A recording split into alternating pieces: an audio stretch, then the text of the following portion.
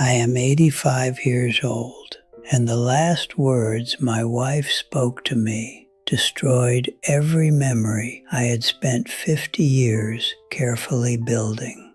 Not an argument, not a revelation about money or children, just a whisper, 11 words, spoken in a hospital room at 2 in the morning while the machines beeped softly and her hand went cold inside mine. 11 words that made me question every single morning I had ever woken up beside her. My name is Arthur James Calloway, born September 8, 1939 in Savannah, Georgia. I worked 34 years as a civil engineer for the county, built bridges for a living. The irony of that is not lost on me now. I married Eleanor Ruth Haynes on April 3, 1971. We built a life together in a white house on Creston Avenue with a red front door she picked herself. 2 children, our son Daniel and our daughter Claire. Sunday dinners, summer vacations, 40 years of ordinary, beautiful, quiet mornings.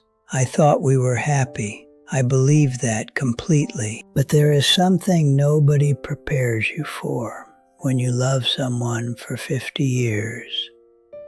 The possibility that they were somewhere else the entire time. Not physically. Eleanor never left. But emotionally, I have been sitting with that word for 3 years now, emotionally, and I am still not sure I fully understand what I lost, or whether I ever truly had it. I need to tell you what she said to me that night, but first, you need to understand who Eleanor was. Eleanor was the kind of woman who made a home feel like the safest place on earth. She remembered everything. The way you liked your coffee, the anniversary of your mother's passing, the name of your childhood dog you mentioned once and never again. She was present, warm, steady, and I loved her for exactly that. We met in the spring of 1969 at a fundraiser dinner for the county planning office. She was wearing a green dress and laughing at something across the room. I watched her for 10 minutes before she noticed me. She smiled like she had been expecting me. I proposed 8 months later at the kitchen table of her parents' home. Her father shook my hand firmly and said, and I remember this exactly, "Arthur, you are exactly what this family needs right now." I thought it was a compliment. I was too happy that evening to hear what it actually was, a transaction. Her father's business had collapsed 6 months earlier. The family was quietly drowning. Eleanor was 26, beautiful, and carrying a weight I could not yet see. I was stable, employed, dependable. I was a harbor in a storm she never fully described to me. We married in April of 1971. The red front door, the white house, the children, the Sunday dinners, everything looked exactly like love. And maybe for Eleanor, some of it genuinely was. But I know now there was a name she never spoke to me, not once in 50 years. A name she carried like a second heartbeat. His name was Thomas Greer. Eleanor mentioned him exactly once, the winter of 1973. We were sitting by the fireplace after the children were asleep, snow outside. Coffee going cold on the side table between us. She was flipping through an old photograph album. She stopped on one page longer than the others. I glanced over. A group photograph, young faces. A summer somewhere before I knew her. "Who is that?" I asked. She closed the album quietly. Someone I knew a long time ago. That was all. No name, no story, no explanation. I didn't push. A trusting man never pushes. The album went back on the shelf and Thomas Greer went back wherever Eleanor kept him, which I now know was never very far. Years passed. Life moved the way life does. School plays, promotions, a leaking roof in 1987, Daniel's wedding in 1998, Claire's difficult years that we held together through quietly. Eleanor was always present through all of it, always warm, always steady, always there. But occasionally, not often, maybe 3 or 4 times across 50 years, I would catch her somewhere else entirely. Not distracted, something deeper than distracted. Sitting at the kitchen window in the early morning with her coffee, eyes soft, looking at absolutely nothing on Creston Avenue below. Like she was listening to a song only she could hear. I never asked what she was thinking in those moments. I think somewhere deep down, I already knew I wouldn't want the answer. Eleanor was diagnosed with stage 4 cancer in the January of 2021. She declined faster than the doctors prepared us for. By March, she was mostly in bed. By April, she stopped eating much. I sat beside her every single day in that bedroom on Creston Avenue, the same room where we had slept side by side for 49 years. I held her hand, read to her, brought her tea she never finished. One evening I was sorting through her bedside drawer looking for her medication schedule. Beneath the papers and the pill bottles and a small photograph of Daniel and Claire as children, I found a letter, unsealed, folded once, old enough that the paper had softened at the creases. I recognized Eleanor's handwriting immediately, but it was not addressed to me. It was addressed to Thomas. I stood in that quiet bedroom for a long time. The evening light was fading through the curtains.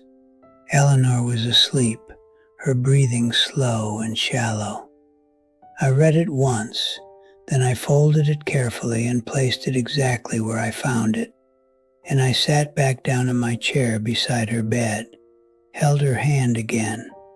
She stirred slightly and opened her eyes and looked at me with an expression I had never seen on her face in 50 years. Not guilt exactly, something heavier than guilt, something that had been waiting a very long time to finally be said out loud. She opened her mouth slowly, and everything I thought I knew was about to change forever. Her voice was barely above a whisper. The room was dark except for the small lamp on the bedside table. The machines breathed steadily beside her. Outside on Creston Avenue, a car passed slowly, and then everything went quiet again. She looked at me the way you look at someone when you have run out of time to be careful. "Arthur, I'm here," I said. "I need to tell you something." I didn't move, didn't speak, just held her hand a little tighter inside both of mine. "Thomas Greer loved me," she said slowly, quietly, completely, for years before I met you. The lamp hummed, the machines beeped softly. "I chose you because you were steady, because my family needed steady, because I was frightened and you felt like solid ground." She paused, closed her eyes briefly, then opened them and looked directly at me. "I never betrayed you, not once, not physically. I want you to know that." I nodded. I could not speak. "But Thomas," she stopped, swallowed slowly. "I carried him every day in a place I never let you reach." The room felt very small suddenly. 50 years of mornings, 50 years of that red front door, 50 years of believing I knew exactly what I had. Then she tightened her fingers around my hand and whispered the 11 words I will never escape. You gave me a good life, but I gave you half a heart. She closed her eyes. You deserved a whole one, Arthur. I was her safe harbor. Thomas Greer was her ocean, and I never even knew the ocean existed. Eleanor passed 4 days later, on a Tuesday morning, quietly, the way she did everything.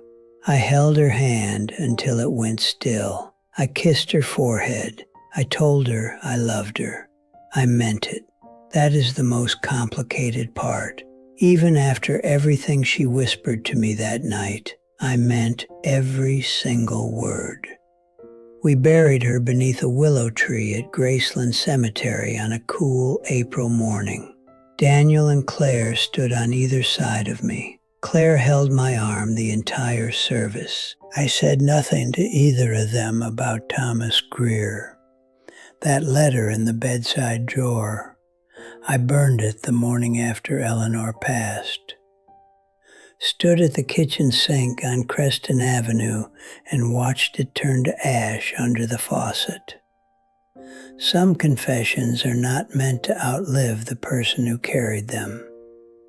But this one lives in me now, every morning, every quiet evening. Every time I pass that red front door she chose herself in 1971. People still tell me what a beautiful marriage we had. I smile, I nod, I let them keep that. Because here is what I have learned at 85 years old, sitting alone in a house full of 50 years of memories. A good life and a whole love are not always the same thing. Eleanor gave me a good life. I have no doubt she gave me everything she could. But some nights I sit by that window where she used to drift somewhere I couldn't follow, and I finally understand where she was going. I just wish she had taken it with her. I carried this alone for 3 years. If this touched you even slightly, subscribe and stay with me.